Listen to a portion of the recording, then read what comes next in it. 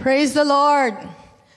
Welcome sa ating last Sunday ng series ng Divine Helper. At alam niyo po, napakarami kong gustong i-share sa inyo, but because we only have 4 Sundays sa series na ito, ay talagang maingat kong pinipili kung ano po yung dapat na maging helpful para sa ating day-to-day life. And today, I chose this topic ng fruit of the Holy Spirit. Ito yung mga evidence ng divine helper sa buhay natin. And I want to dive in right away sa Word of God.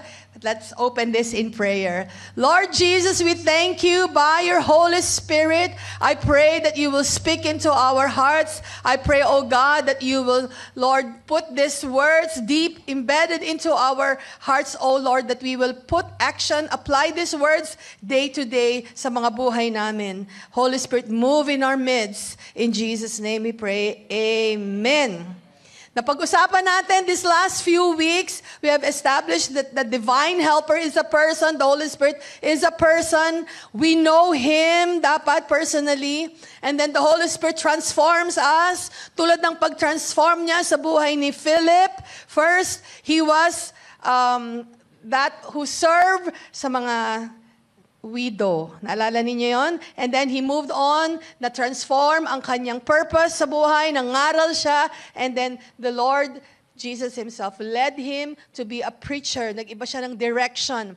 Nagkaroon ng transformation sa buhay niya by the Holy Spirit. And then last Sunday, nire-recap ko lang ito sa inyo, we discussed about the different symbolism ng Holy Spirit. And we chose only 3. Napakarami ng symbolism ng Holy Spirit sa Bible, pero pinili lang natin ng 3. Pinili natin ng wind as a symbol of the Holy Spirit. Hindi siya hangin. Sabi doon, it was like a mighty rushing wind. The key word there is like a mighty rushing wind. When He descended doon sa 120 disciples meeting in the upper room. And then we also saw this Holy Spirit like a fire. Again, like a fire. Hindi apoy, pero parang katulad ng sa apoy, it landed on every head in the book of Acts. Next is, He was like a dove, descending like a dove ng baptism ni Jesus. Sinabi natin, in-emphasize natin, ang Holy Spirit ay hindi kalapate, hindi siya ibon. But the power, the enabling power, when He descended like a dove doon sa shoulder ni Jesus, nagkaroon ng honoring and validation from the voice of the Father. So now tingnan natin sa Galatians chapter 5, paano natin makikita ang mga ebidensya ng ating divine helper na ito sa buhay natin. Galatians chapter 5, verses 22 to 23. The fruit of the Spirit is love, joy, peace, patience, kindness, goodness, faithfulness, gentleness, and self-control. There is no law against these things. Iisa-isahin natin yan sapagkat kung ito ang bunga ng banal na Espiritu sa atin, ito ang mahiwagang tanong, nagbubunga nga ba tayo? Mahalagang makita ang bungang ito sa mga sarili natin. Itong pag-ibig, kagalakan, kapayapaan, pagtsatsaga, kabaitan, kabutihan, katapatan, kahinahunan, hallelujah, at pagpipigil sa sarili. Sabi diyan, walang batas laban sa mga ganito. Walang bendalo-bendalo dito sa fruit of the Holy Spirit. It's either you have it or you don't have it. Katingnan natin. Now, we need to learn the balance of the fruit and the gift of the Holy Spirit. In the Epistle ng Corinthians, meron doong tinatawag na the gifts of the Holy Spirit. Siyam yun. Meron ding tinatawag na the fruits of the Holy Spirit. Siyam din yun. Pero makikita ninyo, in spelling, hindi siya fruits. Siya ay fruit. Isang bunga, pero comes in cluster. Para siyang grapes. Hindi pwedeng sabihin, kailangan ang bunga mo lang pag-ibig. Kailangan ang bunga mo lang katsagaan. No, it comes as a fruit. Isang bunga with 9 different expressions.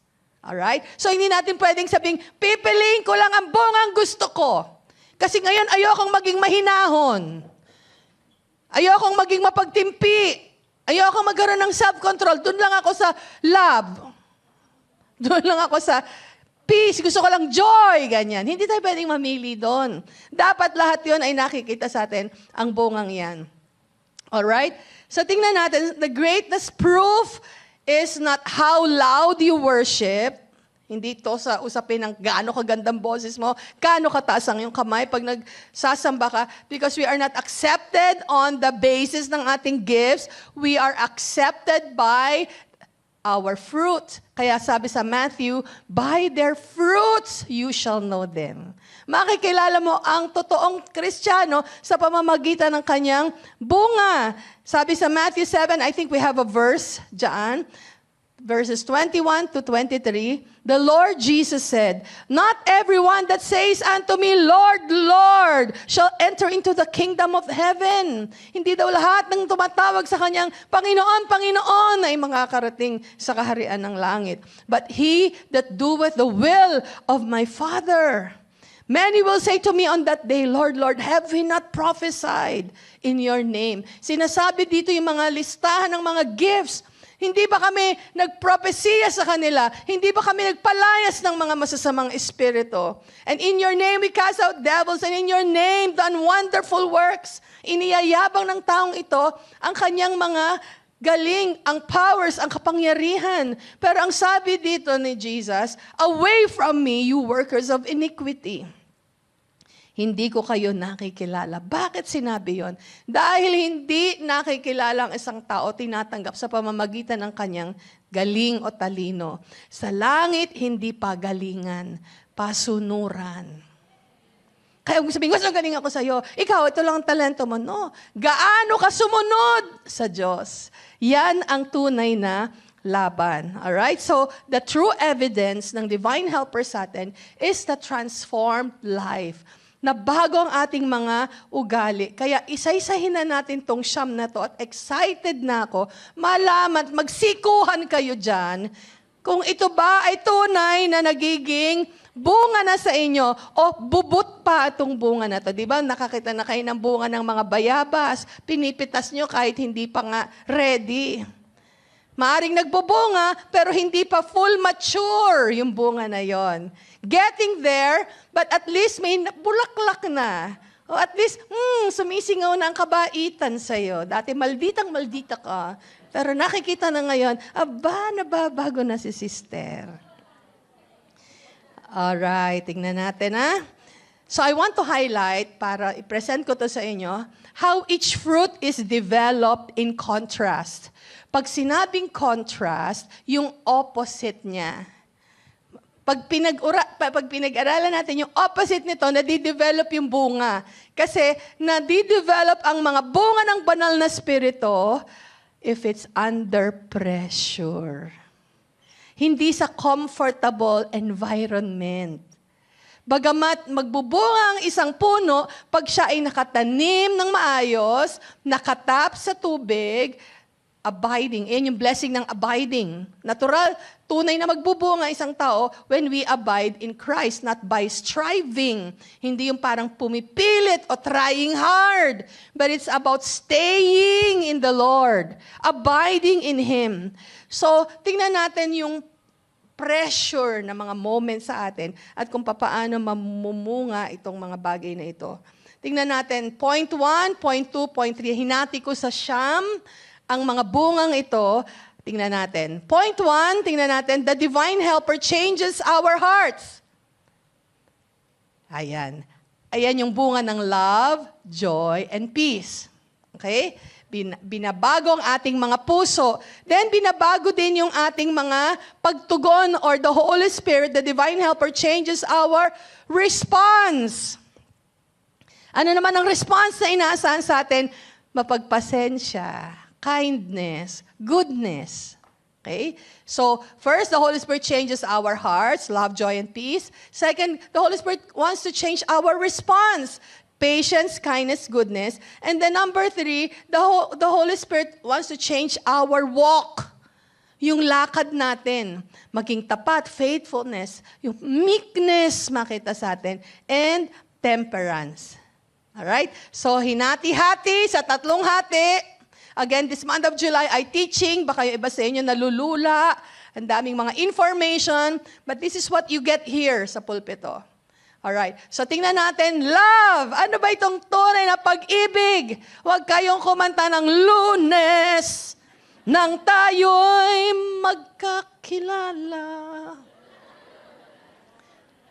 Love. Ang Greek word na ginamit dito ay agape. God's unconditional love.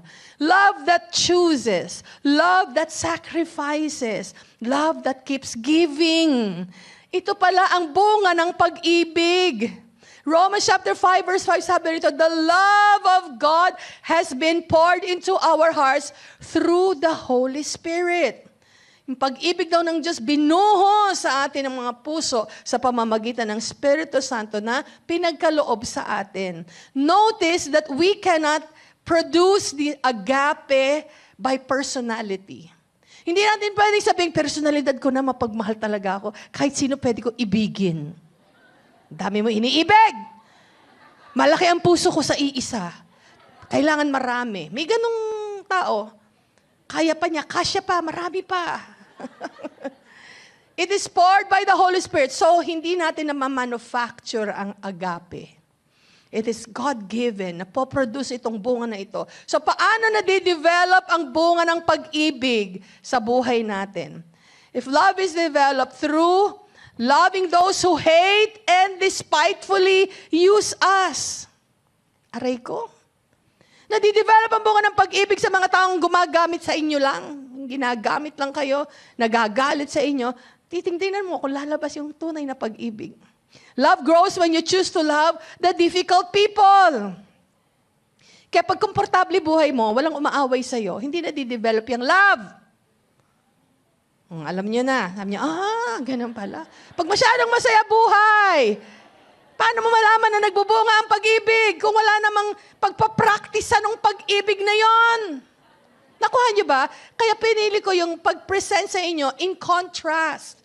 Because love is easy when people appreciate you, tama? Anyone can love someone who is lovable, tama? Napakadaling ibigin pag hindi ka inaaway. Binigyan ka regalo, bigyan mo rin ng regalo. Inilibre ka ng shop, bilan mo siya ng ampaw, ay ng...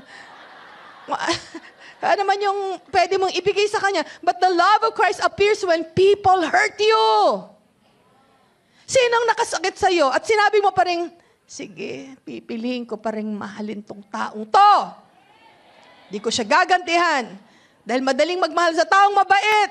Pero paano kung hindi ka na binabati ng taong mahal at kasama mo? Deadma ka na. Itchapwera ka na. Paano mo mamahalin yung taong lagi kang sinisisi? Sinisiraan ka.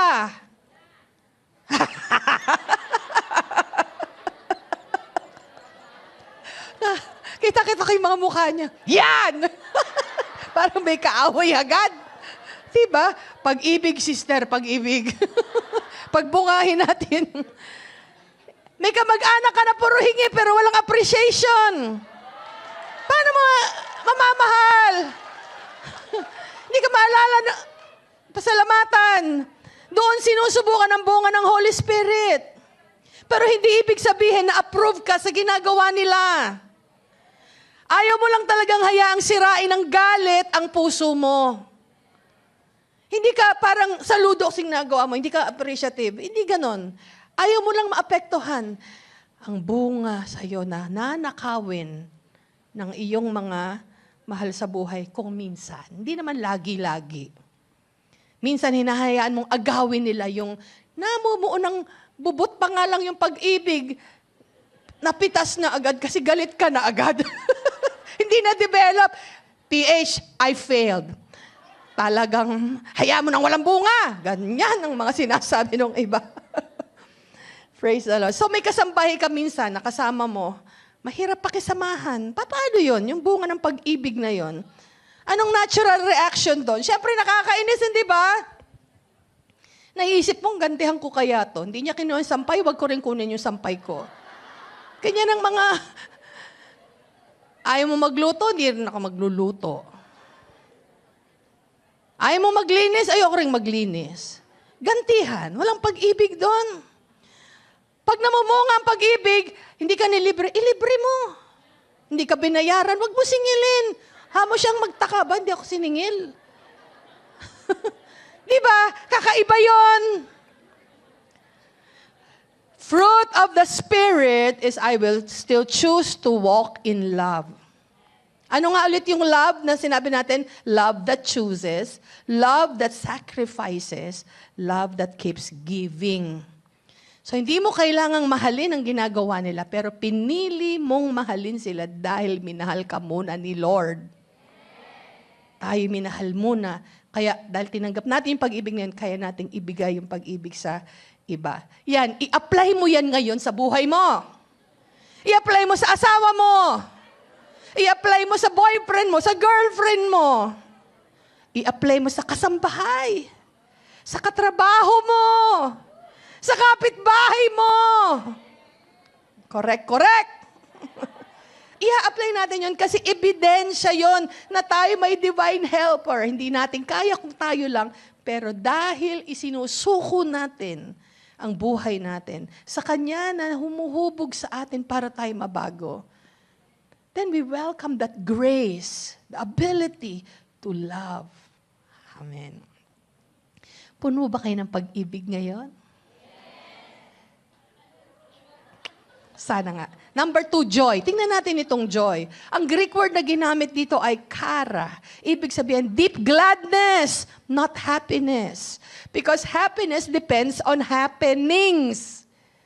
Pag pangit ang mga happening sa buhay mo, edi malungkot ka. Pero kakaiba ang bunga ng joy. Joy depends on the presence of Jesus. Dahil nasa presensya mo ang Panginoon, nasa presensya ka ng Diyos, kahit na may kalungkutan sa paligid, nagbubunga ang tunay na kagalakan sa loob mo. Acts 13:52, sinabi dito, the disciples were filled with joy and with the Holy Spirit. May strong linkage. Joy is connected to the Holy Spirit. Ang hirap namang sabihin, puspos ako ng banal na spirito, pero bautismado ka ng kalamansi juice na parang hindi ka na talaga nangiti-ngiti. Laging nakakunot ang noo mo. Tapos sasabihin mo, puspos ka. Hindi ka, sister, puspos. Galit ka. Wala kang joy.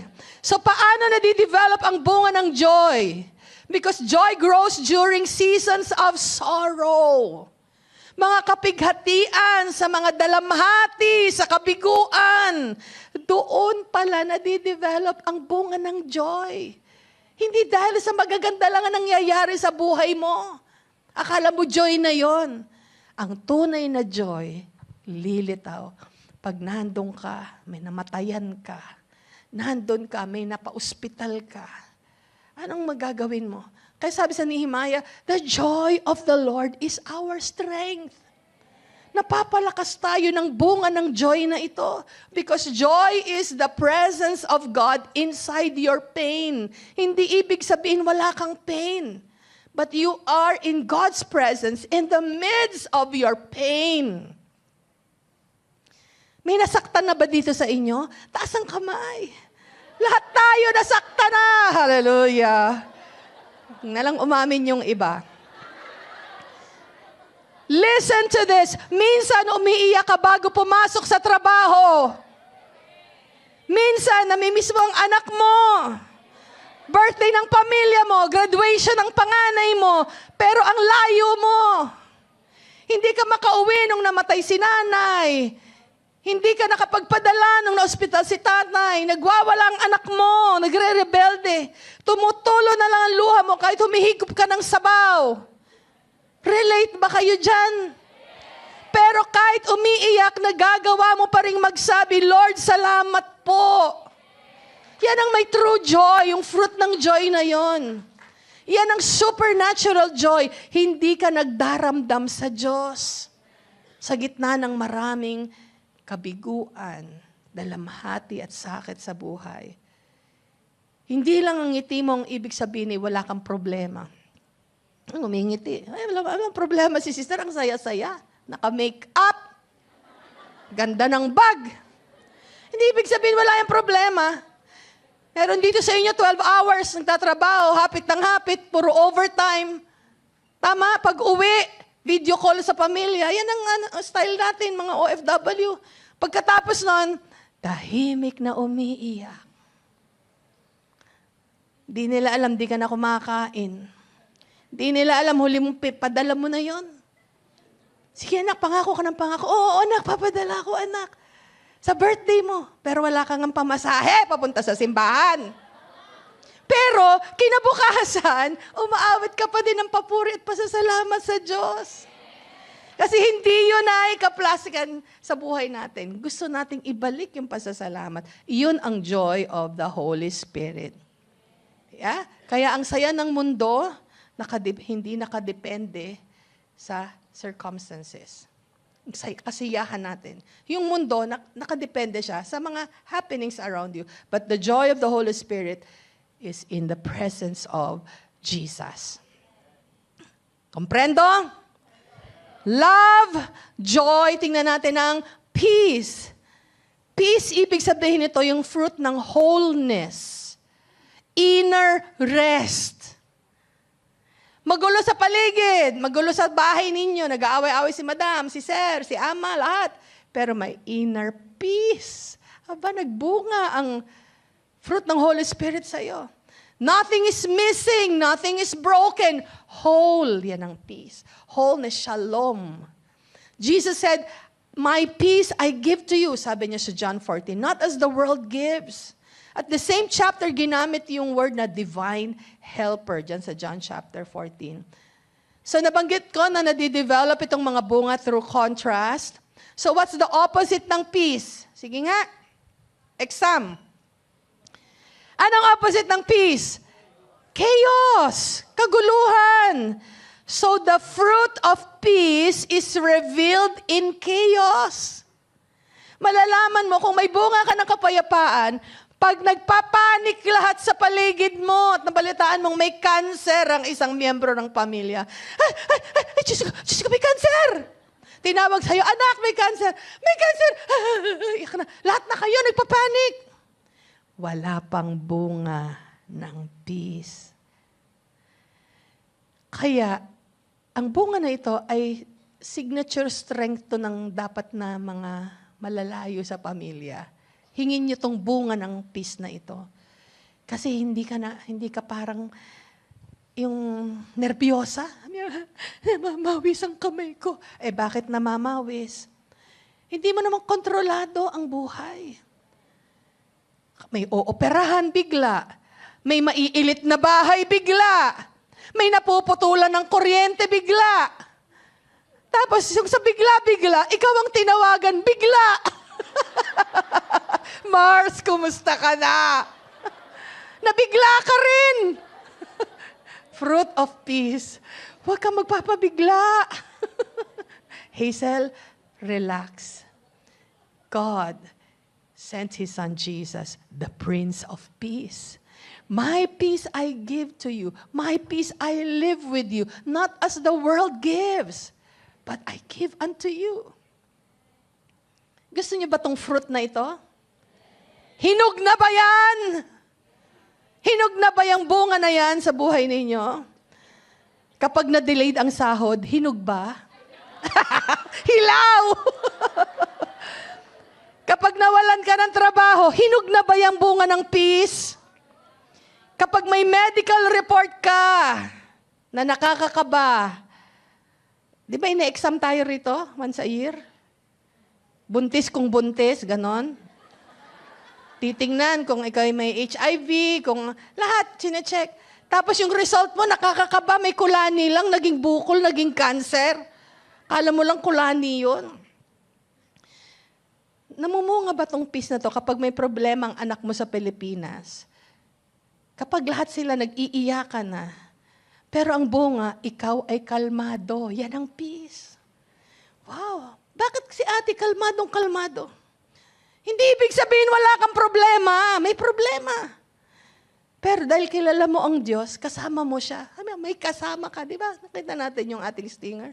May kasama tayo, the divine helper. At iyan ang ebidensya, bunga ng kapayapaan. The Holy Spirit doesn't always remove the storm. He becomes your peace inside the storm. Amen. Papanatag ng papanatag kayo.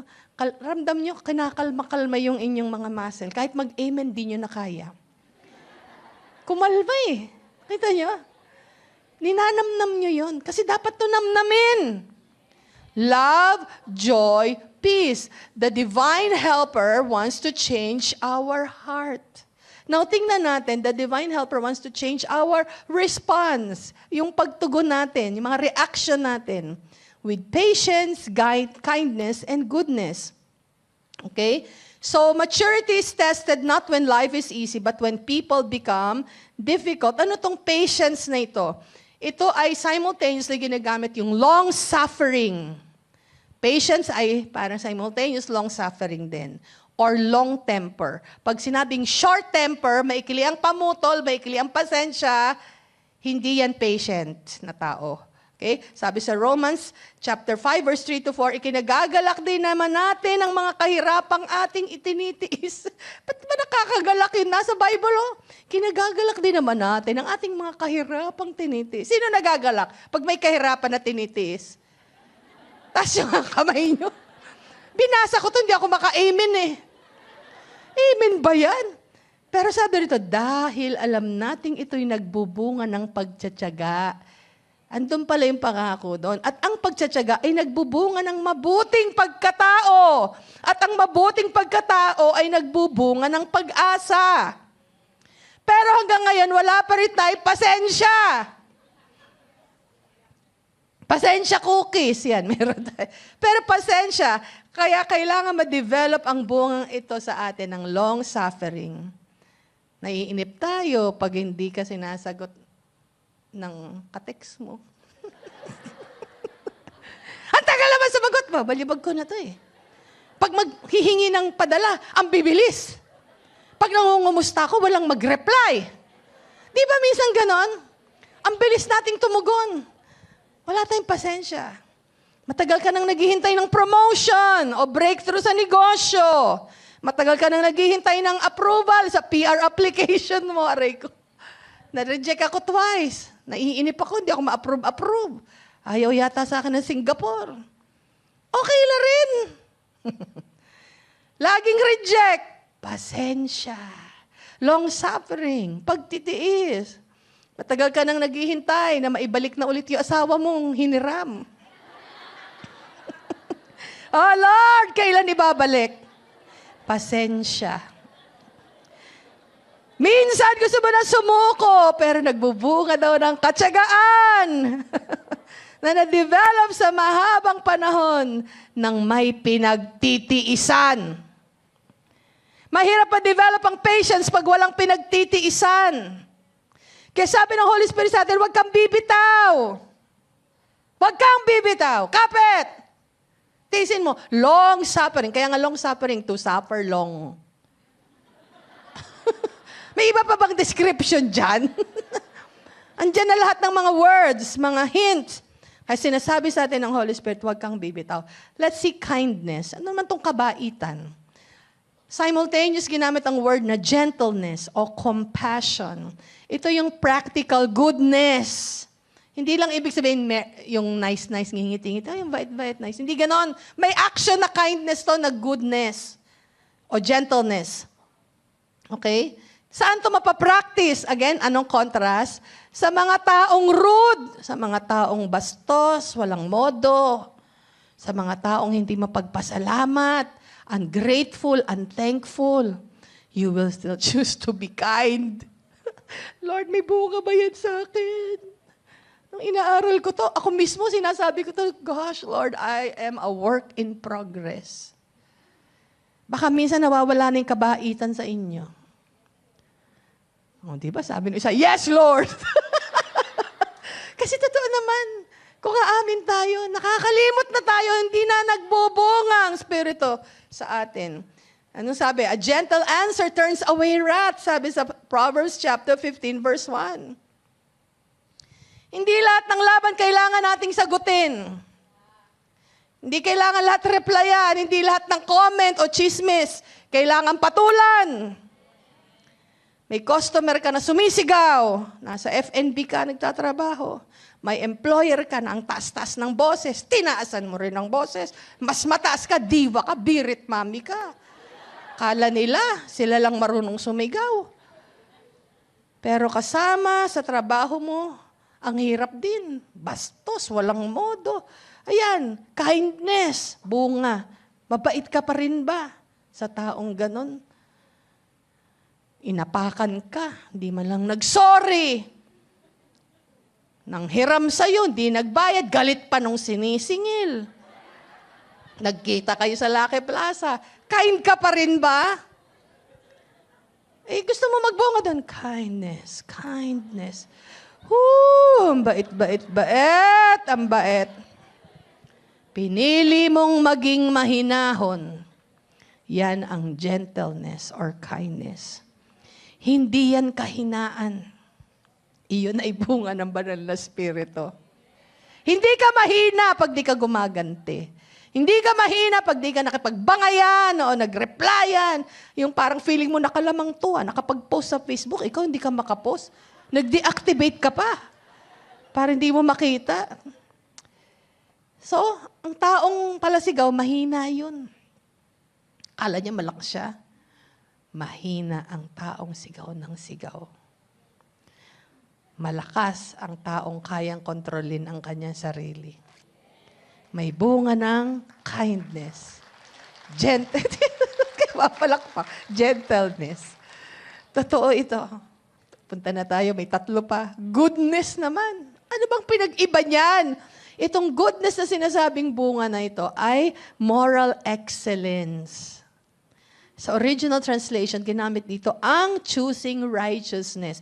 Pipiliin mo kung ano yung tama, yung goodness na iyon. So ano ang contrast nito? The fruit of goodness manifests its fruit amongst the wicked with their cruel and deceitful acts.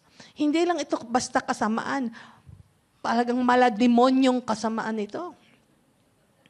Mapanling lang. Abay, tunog scammer ito. Na-discover mo, ang scammer, pinsan mo. Yung nangloko sa'yo, mahal mo sa buhay, iniisahan ka. O anong gagawin? Malalaman mo kung nagbubunga ang goodness.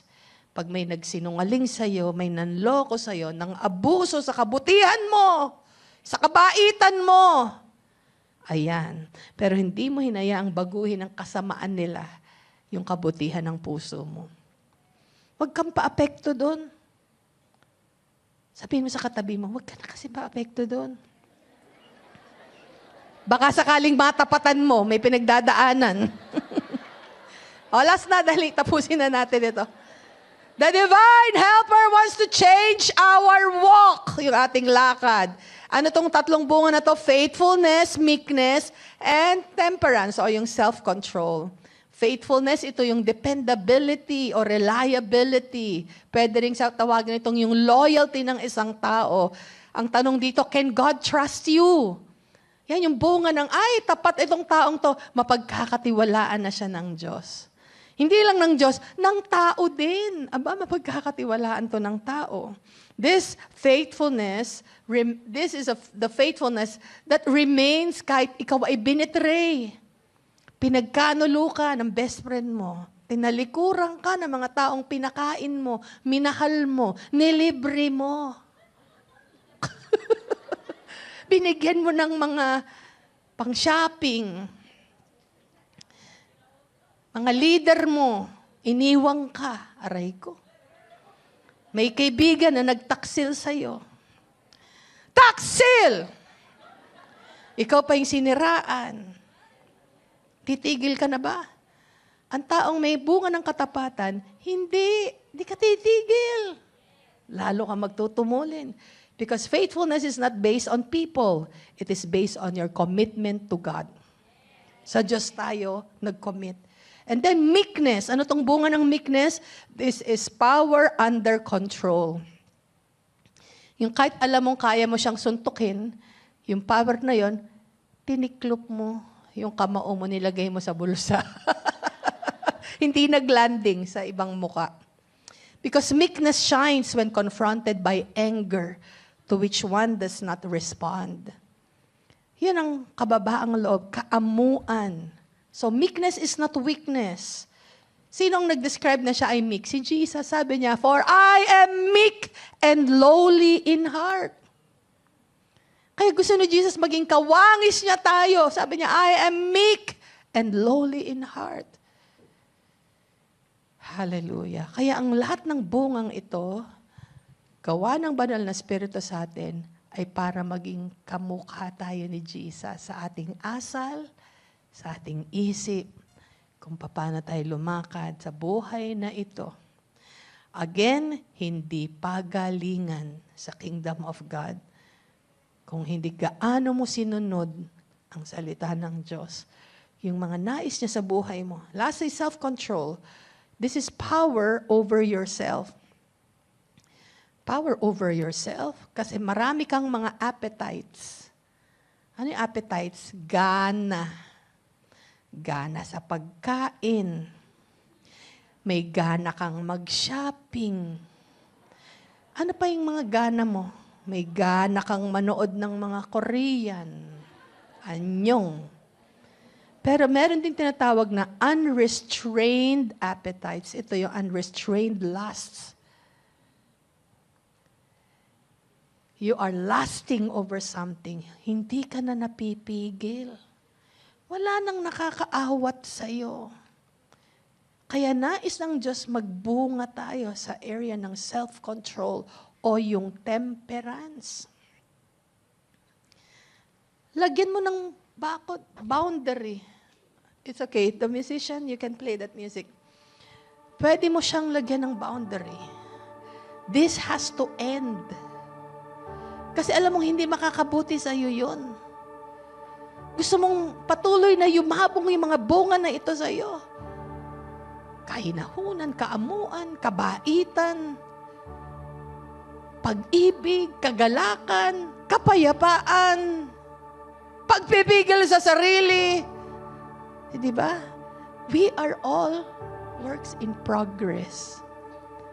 Hanggang sa dumating ang Panginoong Jesus, hindi niya sasabihin, ilan ang patay na nabuhay under your ministry. Hindi kanya tatanungin, ilan ang na-save nung ikaw ay nangangaral. Hindi kanya tatanungin, ilan ang pera mo sa bangko. Ilang bahay ang napatayo mo. Titingnan ng Diyos kung naging kawangis ka niya. Yes, papasok sa langit pag may Jesus. Hindi lahat ng tao sa langit mababait na. Nakita lang si Jesus sa mga puso nila. Hinugasan ng banal na dugo. Kaya sa langit, pakinggan niyo itong mabuti. Iba-iba ang rewards. Iba-iba ang tirahan ng mga tao sa langit. Merong malapit kay Jesus, may malayo kay Jesus. Sabi sa Book of Daniel, dadaling ka according to your inheritance. Kung meron tayong mamasterin habang nandito tayo sa lupa, masterin natin ang pagsunod sa Diyos. Uudyukan ka ng banal na spirito. Tugunin mo yung udyok na yon. Pag sinabing ng banal na spirito, mag-sorry ka, mag-sorry ka. Huwag mong patagalin. Pag sinabi ng banal na spirito, humingi ka na ng tawad, batiin mo na. Batiin mo na. Walang nasisira sa iyo. Kapag ikaw ang naunang bumati, naunang mag-sorry, naunang umintindi. Kasi bunga yan ng banal na spirito. Ikaw na ang unang magbigay. Ikaw na ang una, walang-wala siya. Bigyan mo na lang kahit paulit-ulit. Kasi ikaw ang meron. Bunga yan ng pag-ibig. Nagiging mabuting tao ka dahil winelcome mo kapangyarihan ng banal na spirito. We will all pray today. You will say, Lord, alisin mo yung mga pangit sa buhay ko. Ugali. Wakasan mo na, Lord, yung mga pangit. So, hindi yun na ibig ko sabihin. Basang-basa ko mga utak ninyo. Maliwanag kasi rito. Kita-kita kilaman ng utak ninyo. Alisin mo yung mga pangit na ugali ko, Lord. do you know, constantly, the Holy Spirit convicts me. You said something you shouldn't have said. Nasusuka ako. Lord, patawarin mo ako. Ba't ba kasi ang tawil-tawil ng dilang ito? Ang sarap talagang palpalin minsan. Hindi napapaawat. Sorry, Lord. Patawarin mo ako, Lord. Hiniling ko pa naman sa banal na spirito that conviction will really move me na gusto ko yung parang nasusuka ako. Naalala ko yung prayer na yun. Parang, sabi ko, ba't kaya nasusuka ako? Hindi mo dapat sinabi, oh Lord, patawarin mo ako. Nagkasala ako. Ang daldal ng dilang ito, Lord. Aamin tayo agad. Makikipag-isa tayo agad. Makikipagkasundo tayo agad sa banal na spirito para tumuwid tayo. Amen. Tamayo tayong lahat.